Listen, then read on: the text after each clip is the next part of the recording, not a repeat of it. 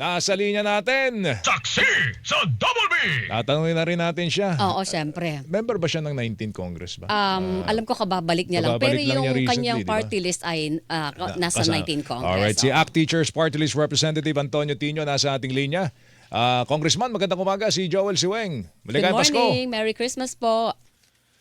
Hi, good morning and Merry Christmas, Joel and Wayne. Oho, At good morning sa ating mga tagapakinig. Yes, sir. medyo hindi na nagkakaroon ng magandang tinginan si Congressman Ridon. At saka si Congressman Libiste, Leviste. nabanggit lang ni Congressman Libiste na meron ng, ano ba yung party list niya? Bicol Saro. Bicol Saro party Bicol Saro list, party oo. list. Ano. Ang ACT Teachers party list ba meron ding singit?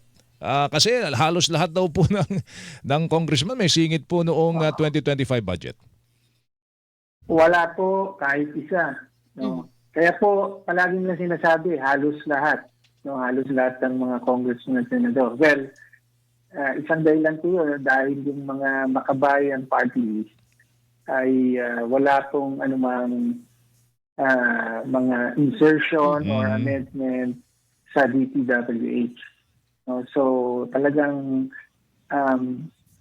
patakaran na pinanghawakan po natin na hindi mag-access doon sa merong alokasyon kasi na nilalaan o nakalaan. 150 million daw po Per congressman. per congressman. Ano, Opo, pero talagang kahit ilabas yung mga listahan na yan ay wala po tayong makikitang alokasyon sa ilalim ng mga party list ng ACT Teachers o ng iba pang mga party list ng bayan. Kayo ba tinangka na alukin ng insertion? Oh. Tinangka ba kayong i-offer sa inyo ito? 150 million. 150 million?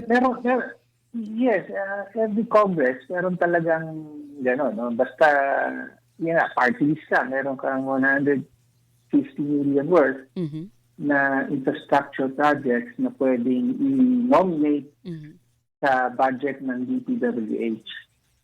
Pero, so, yes, Anong posisyon? Ano naging posisyon po ninyo? At would you know kung sino pa ho ang ibang mga kasamahan ninyo dyan na tumanggi po dito? Well, mula nung diniklarang unconstitutional ito, di ba? Yung pork barrel. Berica versus Ochoa decision ng Supreme Court. Ang decision talaga ng mga makabayan parties ay hindi na mag-submit ng mga project during usually panahon ng budget deliberations nangyayari yan. Tapos ang basis talaga noon ay one, merong decision yung Constitution, yung Supreme Court. Two, aware din tayo sa napakatinding corruption sa DPWH. Hindi mo talaga matatakasan yung sistema dyan. No? Na may mga contractor tapos more or less parang rigged na yung bidding dyan.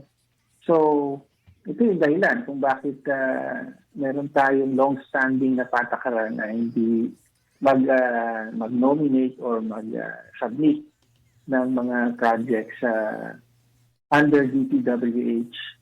Pero meron po kayong proposals na amyenda sa budget or realignment ng allocations sa ibang departamento. Tama po yun. Anong departments po, sir?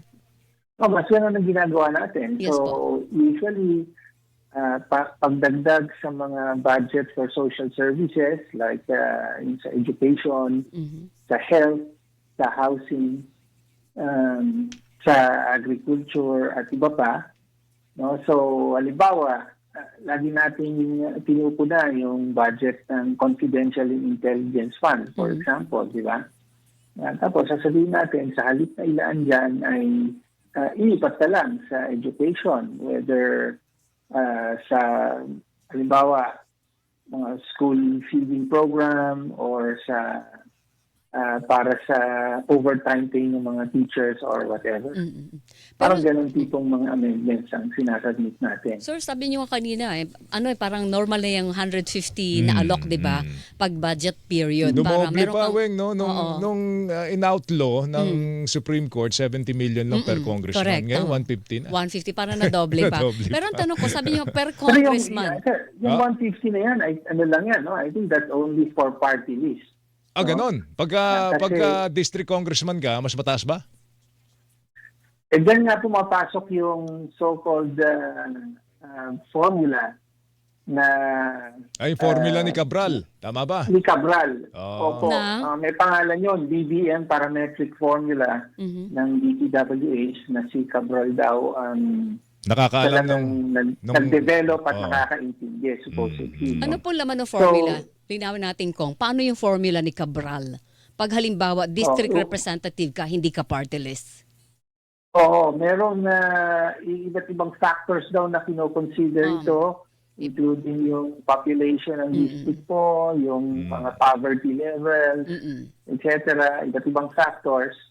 Tapos, batay dyan ay, ayun na nga, merong allocable amount Hindi, na itatakda para sa iyong distrito. So yung 150 So- million para lang sa party list yun. Pero ang tanong kong, per congressman ba yun o per party list? Kasi merong party list na dalawang representative, may tatlo, may isa. Per representative yun. So kung Per tatlong representative mo times 3. Tama po. Ah. Ganun yan. Wow, matindi, no? Okay. Speaking of the Pero Cabral... pagka, Opo. pagka mga district, that can reach to a billion or more. Ay, opo. Billions ang umaabot. Meron nga po, di ba, umabot ng 15 billion, may 10 billion. Meron pa nga 51 yun, billion in Yes. 3 years, di ba? Oo. So, depende yan. Opo. Ah. Meron sa district, tapos meron pang mga consideration kung nasa leadership position ka sa House. No? So, kung, of course, the Speaker, the Majority Leader, Siyempre, the kung, Deputy Speakers, and so on. Kung congressman at kontratista ka at the same time, mas malaki ka. Oh, kasi doble ang kabig mo. Kabig, oh. Tama yun. At saka doon pumapasok yung non-allocables. No? So, yung allocables, yun yung binibigay sa district. Sabi ko, ito na yung sa'yo, yan ang pwede mong galawin para sa mga project mo.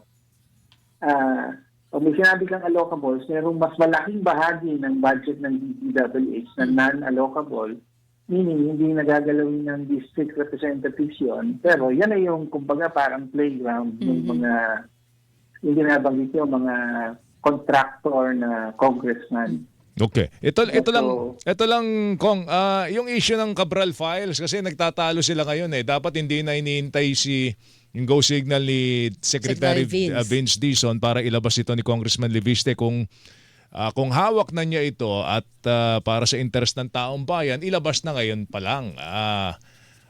Kayo, ano ba posisyon ninyo dito, Congressman Tinio? Nakita nyo na ba yung Cabral Files? Meron ba kayong kopya din ba niyan? Makapal yun. 10 years worth daw yun. kaya nga. Wala po tayong kopya. Meron lang mga nakakausap tayo na dinidescribe sa atin yung laman ng Cabral file. So, sangayon ako dun sa posisyon na dapat kung hawak na yan ni Congressman Leviste, ilabas na niya sa publiko at hayaan na ang publiko na kilatisin ito at maghusga kung authentic or reliable ba ito. Pero Congressman Tinio, yung pong lahat ng 10 taon na files ni Cabral ay ipinaubayan na po ngayon sa Office of the Ombudsman. Oo. Nasabina na ito and now sealed na sa custody ng Office of the Ombudsman at kabahagi na siya ng investigasyon doon sa flood control mess. Pag ganun ba na nasa sakop na siya ng legal processes at investigasyon Pwede kailangan ba pa nating ilabas? isa publiko yon? Ilabas yan.